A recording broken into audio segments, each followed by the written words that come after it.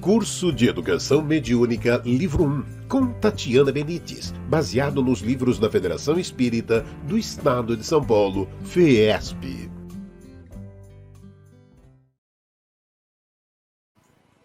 Olá, muito bem-vindo a mais uma aula do curso de Educação Mediúnica. No nosso primeiro livro, nós estamos na 18ª aula. E essa aula vai falar sobre manifestações visuais e médiuns videntes e audientes.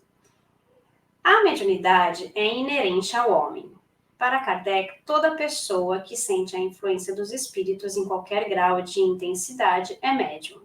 E os médiums têm, geralmente, aptidão especial para esta ou aquela ordem de fenômenos, o que os divide em tantas variedades quantas são as espécies de manifestações.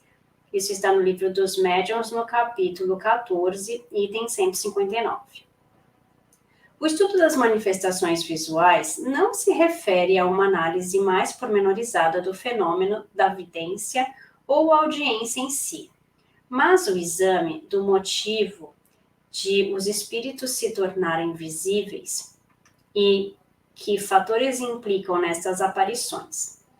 Os espíritos podem tornar-se visíveis durante o sono, o que é mais comum, ou no estado de vigília do médium, o que é mais difícil. Qualquer espírito tem condições de se tornar visível, salvo em situação de muito desequilíbrio. Alguns fatores interferem nessas aparições no estado de vigília, porquanto não basta a vontade do espírito nem a vontade do médium. Necessária se faz a combinação dos fluidos do espírito com os do médium que tenha aptidão para vê-lo e suas afinidades. Muitas vezes se torna necessária a permissão de espíritos superiores. De modo geral, o médium não deve provocar a manifestação visual, que pode decorrer de excitação da imaginação. Isso está no livro dos médiuns, capítulo 6, item 100. Cumpre observar também que os outros fatores interferem nas manifestações visuais, na maior parte das vezes decorrentes da qualidade moral do espírito. Os bons consolam, dão aviso, ajudam, enquanto os maus amedrontam, obsediam, vingam-se, desequilibrando o médium. A princípio, de fato, existem aparições decorrentes de alucinação ou excitação da imaginação. Os materialistas, entretanto, argumentam que não existem aparições de espíritos, mas tudo decorre da alucinação ou são efeitos de estados mentais perturbados. Dizem que são criações mentais das pessoas desequilibradas, simples ilusão.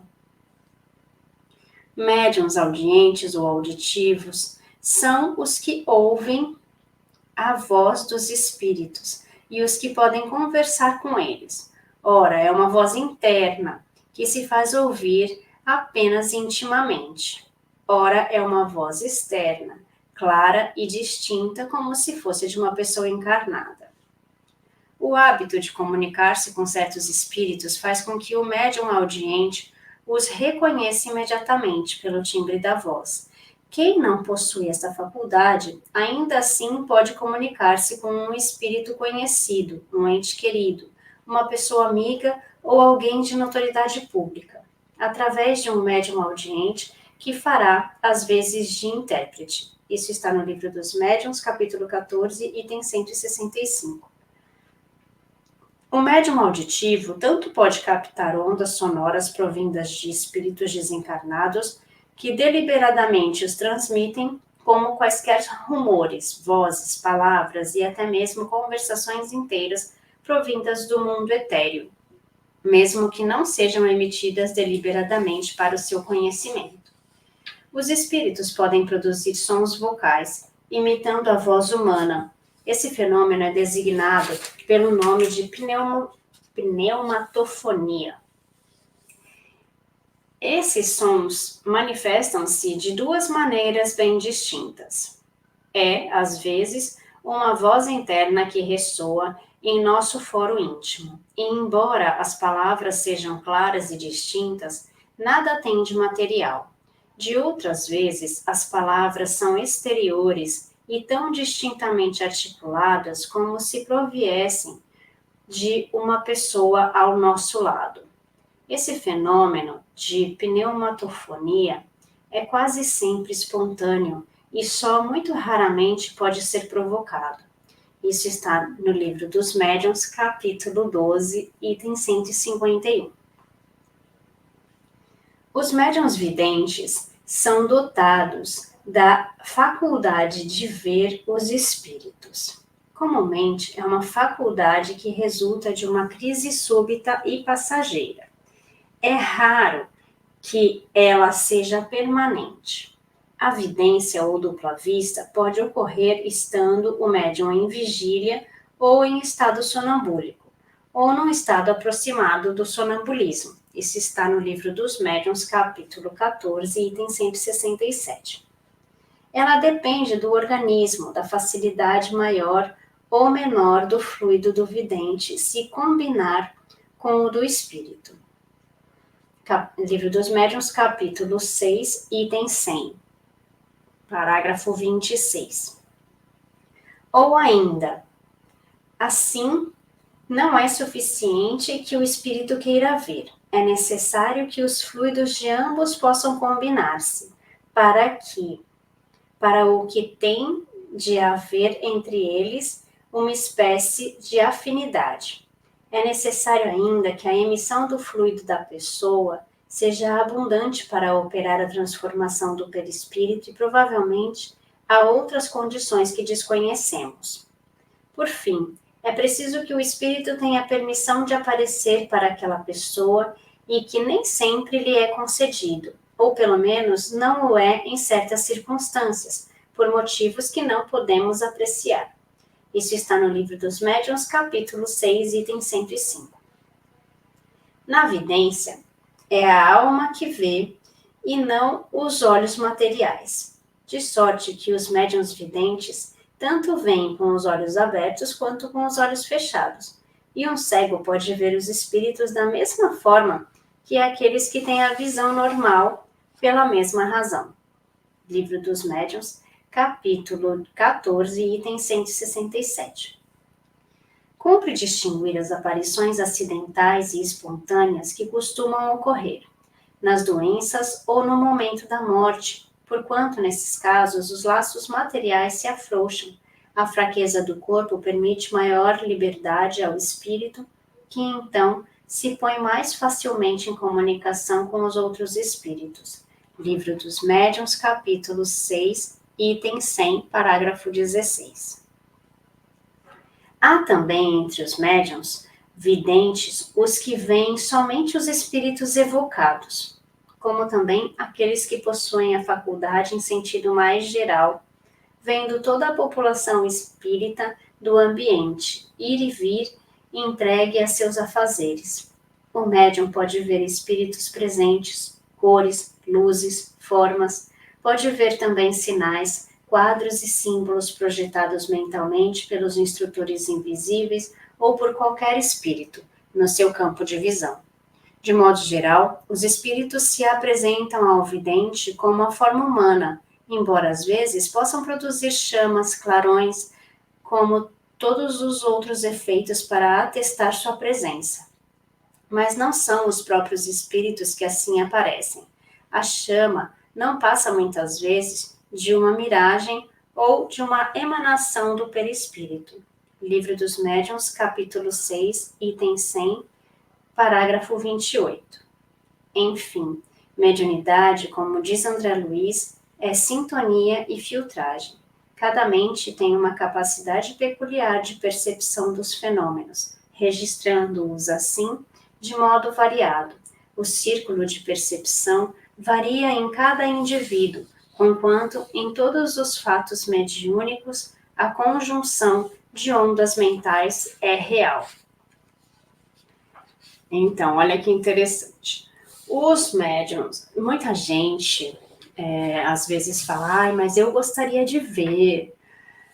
Outras pessoas que vêm falar, eu gostaria de não ver mais.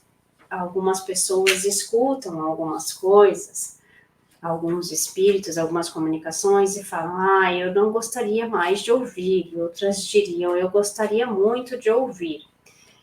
Na verdade, é que a mediunidade é inerente ao homem. Então, a gente não está aqui para escolher qual a mediunidade que a gente quer ter, né? Cada um tem um grau maior ou menor de sensibilidade e assim de mediunidade. Então, essas pessoas que têm essas faculdades, elas precisam tomar bastante cuidado com os tipos de comunicação que elas recebem, porque a comunicação, ela pode vir através do médium, através de imagens ou através de sons, mas a gente precisa também racionalizar, né? Que é o que dizia Kardec, que a gente precisa analisar as comunicações, os tipos de comunicações. Por quê? Primeiro, ele fala aqui que também pode ser coisa da nossa cabeça, não é? Pode sim, né? Nós podemos criar muitas coisas na nossa cabeça, na nossa imaginação, e isso pode também interferir nas comunicações que nós recebemos. Então, a gente precisa ver a natureza dessas comunicações. É uma comunicação boa, é uma comunicação genérica, é uma comunicação voltada às pessoas que estão necessitando. Como é essa comunicação, o tom da energia, o tom das palavras, a energia que nós estamos recebendo, como que se sente esse médium ao receber essas energias, a receber essas comunicações. Então, tudo isso tem que ser avaliado, né? A gente também precisa tomar cuidado com o que nós queremos, né? Quando nós somos médiums, significa que nós somos o meio, né? Estamos no meio, entre um espírito encarnado e um desencarnado para passar uma mensagem. E nós podemos interferir na mensagem que é transmitida de acordo com a nossa vontade, de acordo com a nossa ostentação, né, de acordo com o nosso pensamento. Então, a gente precisa também tomar cuidado com isso. Bom, a segunda parte da nossa aula fala sobre entre as forças comuns. Na prática da mediunidade, o pensamento invisível do homem associa-se ao pensamento invisível das entidades espirituais que o assistem, estabelecendo uma série infinda de combinações em benefício do trabalho de todos no roteiro da evolução.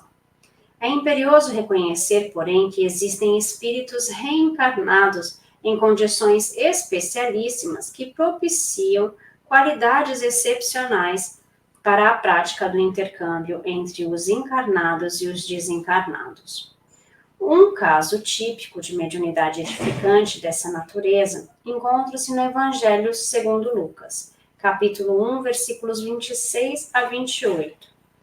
Quando o espírito iluminado Gabriel, através da mediunidade de Maria de Nazaré, adentra a sua humilde residência na Galileia, a fim de lhe dar a alvissareira notícia de que seria a mãe carnal do grande espírito que nasceria em seu lar.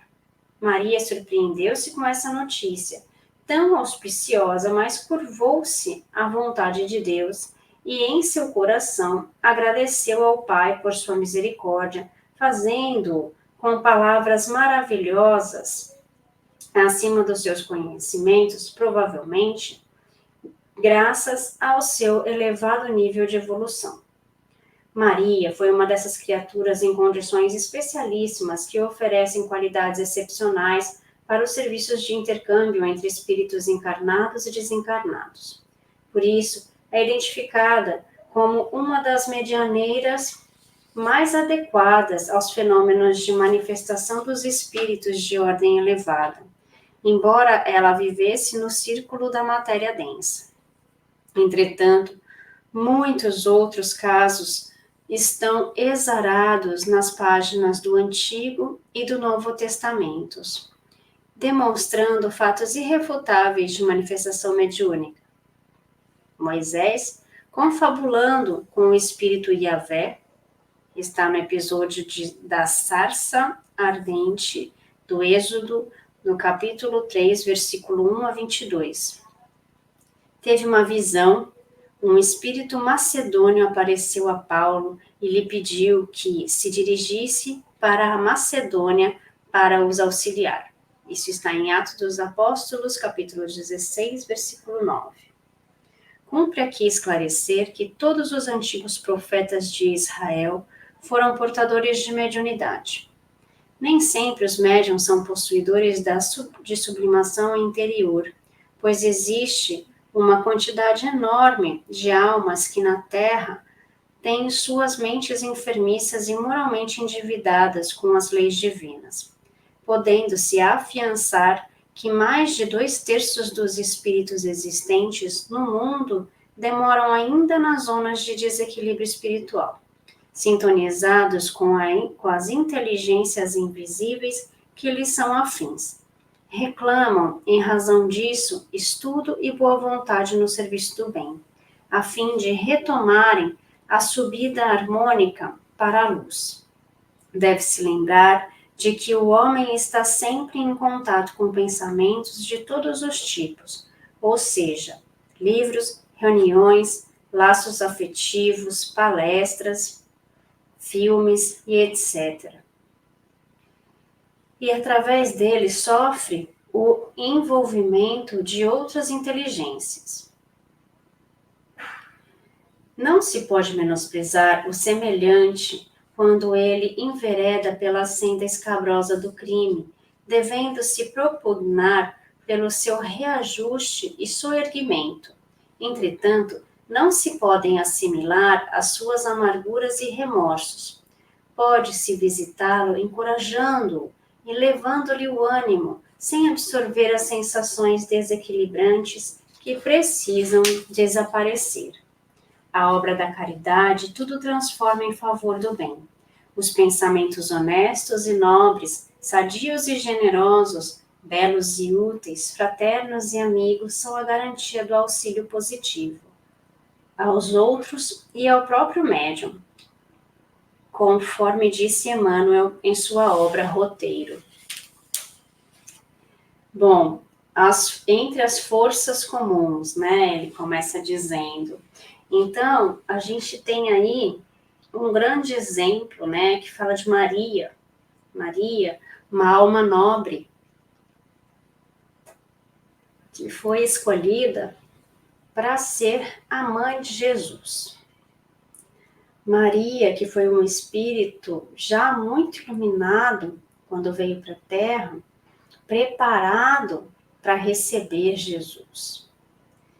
Então, quando ela recebe essa notícia e quando ela tem Jesus nos braços, né, resplandece a sua beleza e tudo que ela faz por Jesus até o fim da sua vida. Então, a gente tem aí um exemplo de alma nobre, um exemplo de alma boa, e aí no final ele fala sobre os criminosos, né? As pessoas que não têm essa alma nobre, que muito pelo contrário, ainda tem muito para evoluir, mas ele fala aqui para a gente não menosprezar esse semelhante. Olha só que interessante essa visão, né? Que nós precisamos auxiliar aqueles que estão ao nosso redor. Sejam eles pessoas boas, aquelas que a gente sente muita afinidade, que a gente quer perto, né?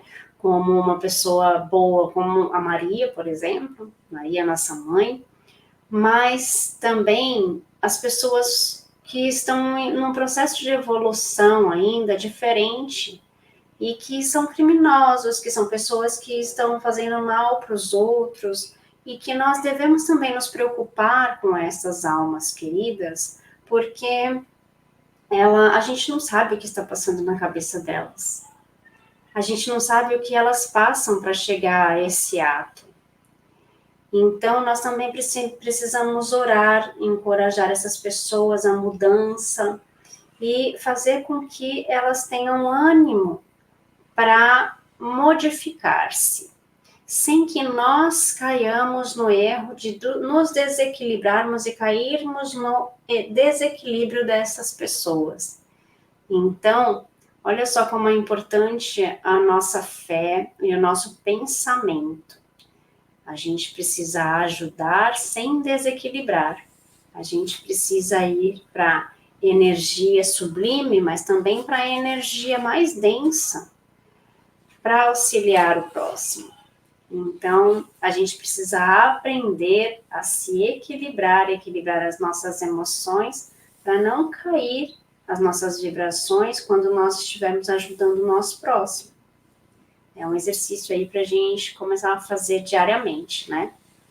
Eu espero que essa aula tenha servido para vocês e que a gente se encontre na próxima semana. Um beijo, fiquem com Deus e até mais. Curso de Educação Mediúnica, livro 1, com Tatiana Benites, baseado nos livros da Federação Espírita do Estado de São Paulo, FESP.